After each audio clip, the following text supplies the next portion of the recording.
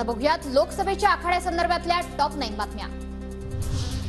पारनेर तालुक्यामधील हंगा गावामध्ये निलेश लंकेंचं मतदान, मतदानापूर्वी लंकेंचं परिवाराकडून औक्षण। अहमदनगरमध्ये विखे कुटुंबाचं मतदान, महायुतीचे उमेदवार सुजय विखेंसह कुटुंबाचं मतदान। वंचितचे उमेदवार वसंत मोरे यांनीही बजावला मतदानाचा हक्क। 4 तारखेला वंचितचा पहिला खासदार म्हणून निवडून येणार वसंत मोरे यांना विश्वास। महाविकास आघाडीचे उमेदवार बजरंग सोनवणे यांनी बजावला मतदानाचा हक्क। सारणी आनंद गावात मतदान केलं। बजरंग सोनवणे विरुद्ध पंकजा मुंडे अशी लढत। मावळमधील महाविकास आघाडीचे उमेदवार संजोग वाघेरे यांचा औक्षण, नागरिकांना मतदानाचा हक्क बजावण्याचं आवाहन, तर विजयाचा विश्वासही। जामखेड तालुक्यातील चौंडी बुथवर आमदार राम शिंदेंनी बजावला मतदानाचा हक्क, सहकुटुंब केलं मतदान।